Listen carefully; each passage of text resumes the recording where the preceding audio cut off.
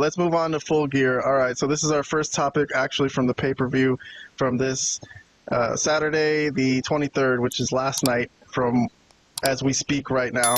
And here comes Jon Moxley in his jacket. You know, I've heard a lot of people say, like, these guys just come out with their regular, like what Robert's wearing right now.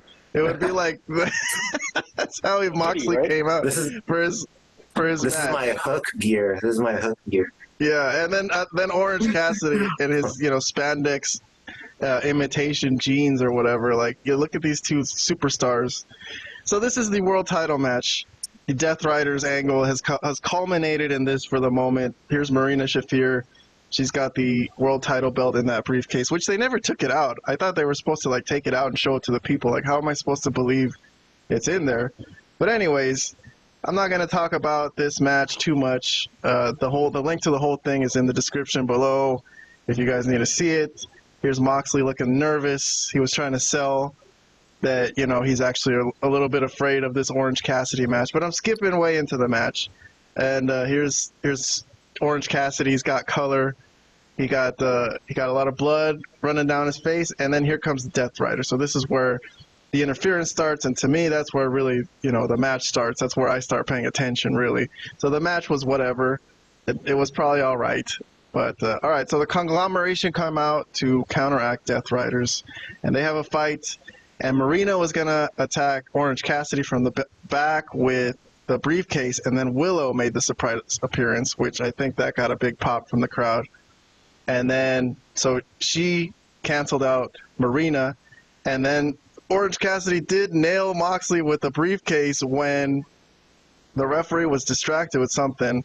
And that was the closest to us thinking that he was going to win. Like, that was maybe the moment where I was like, holy fuck, is Orange Cassidy... Like, the moment Orange Cassidy becomes champion, it's going to be a monumentous occasion in the history of wrestling. But you ain't lying. It'll be curtains for this company, but yes. Continue. Well, I'll give my comments on it, because I thought it could happen here, but in the end, Moxley did kick out of that, and what happened... Here, what was the end? Oh, the ending was, to me, was kind of a dud, because Moxley looked out on his feet. He fell to the ropes, and the referee was checking on him, and that's when I guess he couldn't see Wheeler Yuta come out the side, which it looks like he's trying not to look. Exactly, you know? Right. And then Wheeler Yuta does the Daniel Bryan move, the Psycho knee, and nails Orange Cassidy, and that led to the ending. So Moxley actually retains and keeps the title. And there was an afterbirth. There was a lot of afterbirth, but but hold on one second. So I split this up into a few angles. For right now, I just want to stick to the Orange Cassidy, Moxley, Wheeler Yuta stuff. So they were going to beat up Orange Cassidy. Well, not beat him up. What did they do? They got like a bottle of chemicals or something. I don't know what was in that bottle. Yeah, and they poured it down his throat, and then Hangman Page came out of nowhere to save Darby Allin. So it seemed, but he had ulterior motives. But that's what stopped the whole thing with Orange Cassidy and Moxley. So they had plans to do some more damage on him. So I'm going to stop that right there. That's my angle. My angle for this one, I call it Wheeler Yuta is the difference maker in chaotic main event. Jon Moxley retains AEW World Title, defeating Orange Cassidy. At the end, Hangman Page prevents further attacks on Orange Cassidy, although Page had ulterior motives, which we will talk about in the next angle we review. But for right now, let's just talk about the fact that Orange Cassidy didn't win the World Championship here. Oh, here's the picture of, I thought I did save that. So this was them doing some kind of chemical warfare on Orange Cassidy and pouring something on his face. And, they had tried to suffocate Daniel Bryan and murder him. That's right. Why not before, and then this. So yeah. Let me stop at some painting, not a good painting, a good picture. All right, so here it is. So Moxley's the winner. Robert, I'm going to start with you this time. You go. You got a minute on the clock. You got any comments? Oh, your reviews. Hold on. What was our reviews on this? Vlad didn't submit a review because I don't think you. I didn't really watch the show. You didn't really watch the show. I didn't want to review for that reason. I mean, it's okay. It's okay. I have enough idea about what happened based on things that I've seen. Robert gave some decent reviews to Full Gear, including this one. He gave it a thumbs up, so I guess he liked this thing. Yes. I gave it an indifferent, so I couldn't bring myself to like it really. But I'll let Robert start first, and then I'll give my reasonings why I didn't really like it. So, Robert, whatever thoughts you have about your thumbs up here for Orange Cassidy versus Moxley. So I did like the match. I still liked. They had a couple of matches on Dynamite before, and their first out of those two matches was really, really good. I didn't think this match was as good as that, but it was still decent. I did think it was hilarious when Orange Cassidy did the orange punch right at the very beginning before Jon Moxley could be introduced. I thought that was funny. I got a laugh out of that. I think Orange Cassidy pretty much should have been called Red Cassidy throughout this match because he was bleeding for the majority of it. His hair color changed. So yeah, it was a pretty well worked match, and I don't know how most people felt, but I did not want Orange Cassidy to win.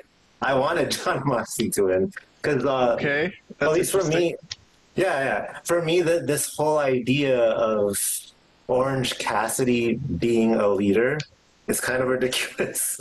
Like, why him? If I was someone in the AEW locker, I wouldn't look to him as the leader. Like someone who barely says much, and like looks like he's giving not much effort in anything he does, except like maybe in his matches, sure, once in a while, but.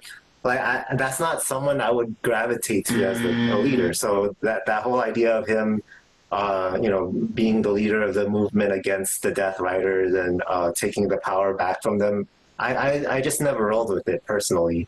So if someone's gonna take the belt away from Moxley, I don't know. For me, I just don't want it to be Orange Cassidy. So I did root for Jon Moxley. That's one of the reasons why I like the result. And then the stuff that happens afterward with Hangman, Adam Page, that was a surprise. But then again, you did mention there is an ulterior motive, which we'll get into in about a minute from now. So I don't want to say too much just yet. So I'll stop there. So I did like the match enough to give it a thumbs up. All right, cool. Good to know. Good to know. Vlad, do you have any comments on this? I know you didn't see the match, but I guess you know the booking, and you could probably still give your thoughts. You give some thoughts. I'll put 90 seconds. You don't have to use the whole thing, and then I'll give what I thought of it. Yeah, I mean, I will agree with Robert on one thing. I definitely did not want Orange Cassidy to be the company's world champion. I mean, that's a joke. That's a joke. But the problem is not so much that, because I didn't think that was ever going to happen. I mean, Tony Khan is crazy, but he's not that crazy. But I think this whole feud in general is the problem. Like, nope. It was just the build up to it, this whole Death Riders as a stable. Everything about it is just very bad and makes no sense. And that's why I couldn't even be bothered to really watch most of the matches on this card. I know there were some decent matches on this card, and I know some people are praising the work rate or whatever. I have some issues with that, which I will discuss in some of the matches that we discuss later. But as far as this, I guess this was okay for what these guys could do. I mean, Moxley wrestles his style. Orange Cassidy's a joke. So it was what it was. And the right guy won, I guess. I mean, if you like two bad options, and yeah, the better of the two bad options won. Yeah, it was like Trump and Harris, two bad options. Yeah, that's fine. Let's leave it at that. Anyways, I find it interesting that Robert says he probably listened to Orange Cassidy's promos throughout this whole feud we've been watching, and you don't think he deserves to be a world champion, right? That's your conclusion, right? Well, he called himself the leader. Like he's taking the role of the leader, and that's like the reason why he needs to take the title away from Jon Moxley. I wasn't rolling with that idea. Him being champion, I don't know. I can still see that happening someday. Oh, Just not for the purposes of this specific angle. All right. Well, That's listen. fair. So I kind of have the opposite thought of you, Robert. Interesting. Okay. Like I'm mad. I didn't like this because Orange Cassidy didn't win. Like, Okay. Are you insane? Have you been all right, smoking the ganja? well, look, guys.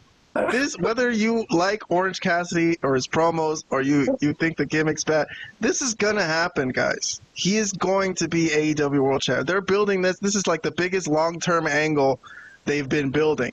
I just wanted it to get it over and done with now. What's happening here, though? Not with what they're doing. Why not? That's right. No. No, well, they needed to finish that and then finish this program with the Death Riders. Like, this should have been the end of it. Like, let's move on. Let's all move on from this shit. Give Orange Cassidy his little run. Let him come out tomorrow with the World Championship, and then he can lose it in a few weeks, and then we can start over. That's what I was hoping for. In a few weeks, for all you know, Tony Khan's going to give him a Roman Reigns-like run with the title. You don't know what this guy's got in his head. That's true. But I think they have the same finisher. Exactly. That would be a super fight: Roman Reigns versus Orange Cassidy. Oh my God! Super. Well, there was some excitement to this when the Orange Cassidy false finish. I think really had people like not knowing exactly if he was going to win or not. So there was a little bit of excitement. So I didn't give it a thumbs down, really. But regardless of that, all right, let me move on because we got a lot to get to today. So I'm going to stick at the same show and at the same very moment. So we're going to the angle that came up right after the match. So Hangman Page came up inexplicably to sort of, it seemed, help Orange Cassidy, which didn't make any sense because they don't really have any connection. But Moxley's looking at Hangman. He's like, what the fuck are you doing here? And that's when Christian came out of nowhere and gave Moxley, what is that? The Imprinter? I guess it used to be the Imprinter. What's it called now? I have no idea The kill what switch. it's called. The kill Switch. Yes. I'm sorry.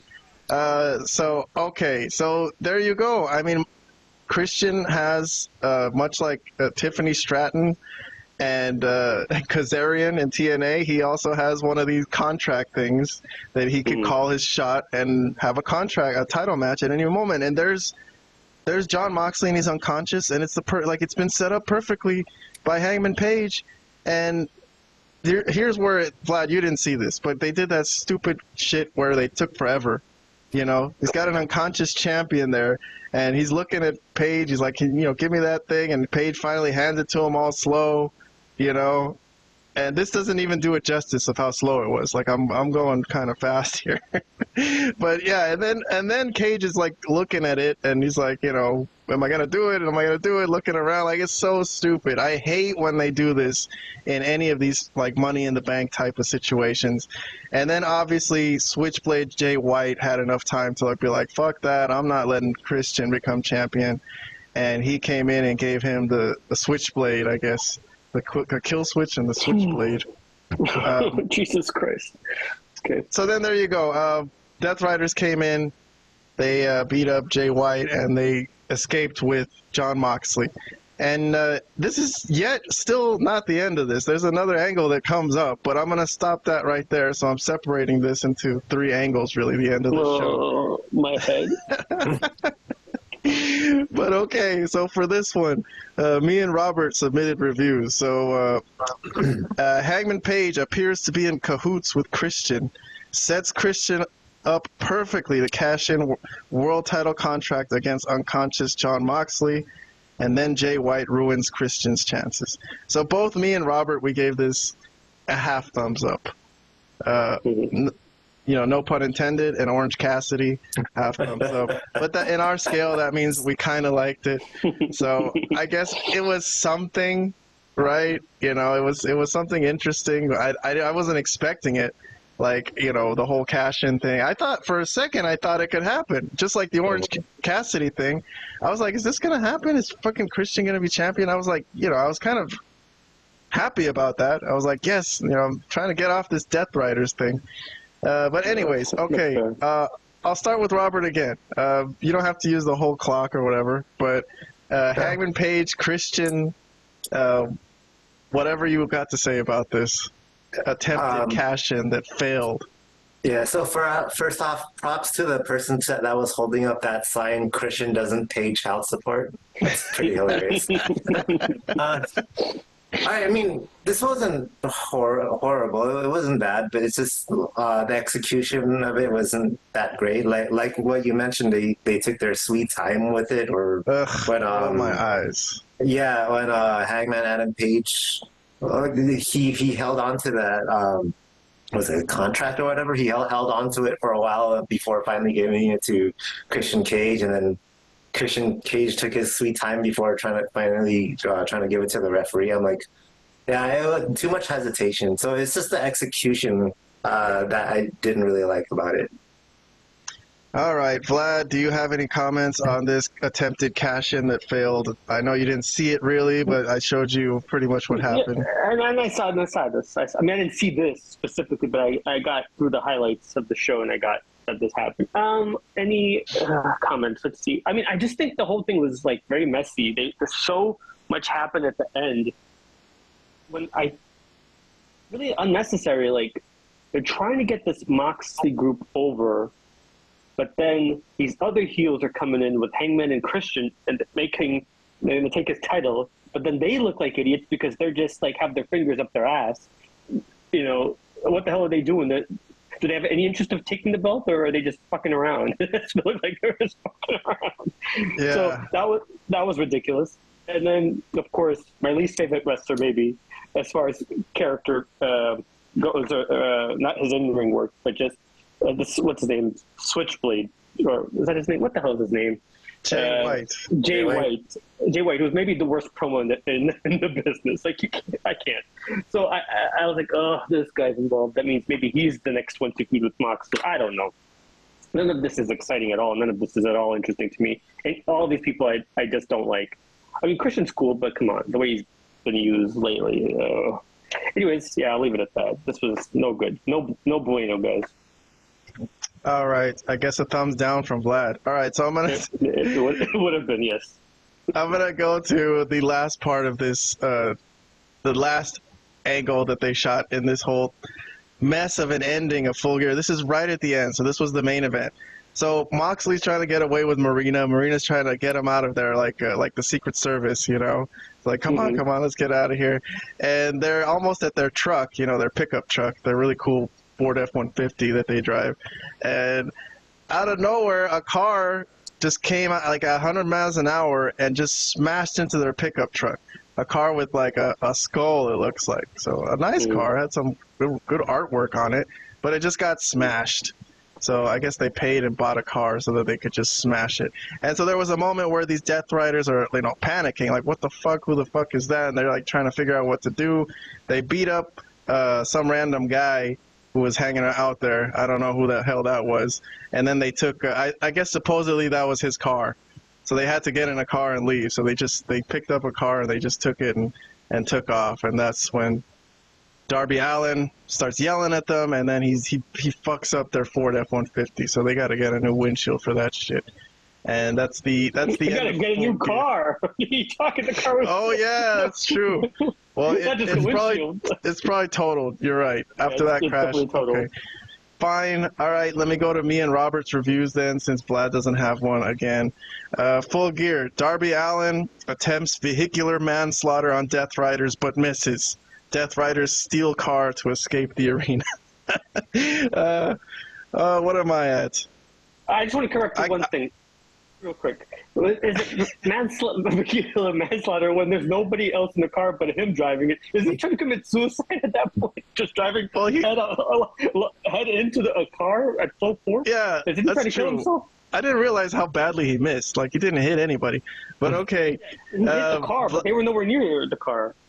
I gave this a half thumbs up for it being something. Although I'm kind of even debating whether it deserves that, especially considering the angle we just covered where Darby Allin just took a clean loss. Like, and yet still they're sending him out there to be a big part of this angle. Robert, on this one, an indifference. So for this Darby Allin scene, he didn't give it any type of credit unfortunately. So we did get comments from Vlad. Did you have any more comments, Vlad? Did you want to say something else about this? No, I mean, I think you basically said it all there. I mean, what's the point of this when we just saw him a Dynamite lose again?